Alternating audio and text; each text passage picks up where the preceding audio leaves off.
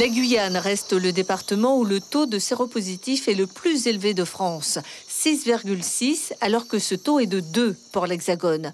Dans ce département, le virus touche plus particulièrement les personnes originaires du Brésil, d'Haïti et du Suriname, en cause notamment une inégalité dans l'accès aux soins.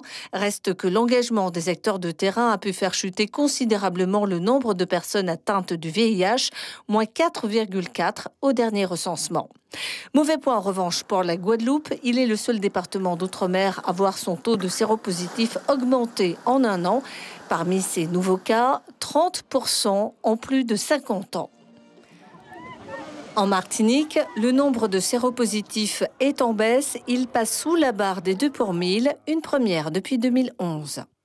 Dans l'océan Indien, la baisse est également observée à Mayotte où le taux de séropositifs est en deçà de la moyenne nationale. Mais cela ne reflète pas forcément la réalité. Les données épidémiologiques sont tributaires des arrivées et des départs réguliers des patients. La Réunion reste le seul département d'outre-mer à n'avoir jamais atteint la moyenne nationale depuis l'année 2010. Une exception par rapport à ses pays voisins, fruit d'une mobilisation forte des différents acteurs. Mathieu Nacher, la Guyane toujours en tête de peloton malheureusement en la matière. Quel est le canal de contamination le plus fréquent dans le département? Alors en Guyane, il y a autant d'hommes que de femmes, c'est-à-dire que la transmission est hétérosexuelle essentiellement. Alors on sait que dans le monde, l'accès aux soins, à l'information est inégal. Est-ce que c'est également le cas en Guyane? Ou bien tous les séropositifs, où qu'ils habitent en Guyane, ont les mêmes traitements, ont même le même accès à l'information? Alors, sur les traitements, les 3 hôpitaux peuvent offrir des traitements. Il y a les centres délocalisés de prévention et de soins.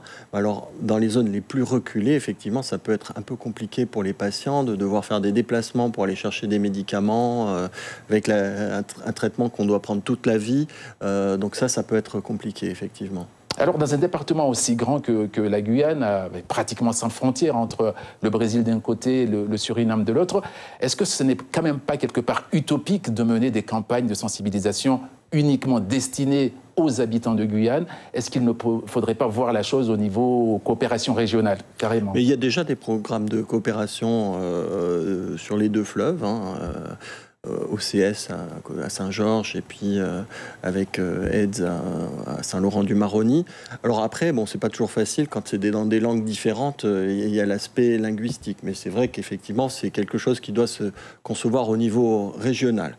Et juste pour dire, si le taux est élevé en Guyane, c'est que comme les patients, il y a toujours des nouvelles infections et que les patients le plus souvent maintenant ne meurent plus, le VIH est là et il va rester là pour longtemps. Mathieu Nacher, merci beaucoup. Je vous rappelle que vous êtes le président de la coordination régionale de lutte contre le VIH-Sida. Et pour vos dons, c'est toujours le 110 pour le SIDAction. À noter également que 66% de vos dons sont déductibles des impôts. Suivez l'info sur Guyana Première, télé, radio et Internet.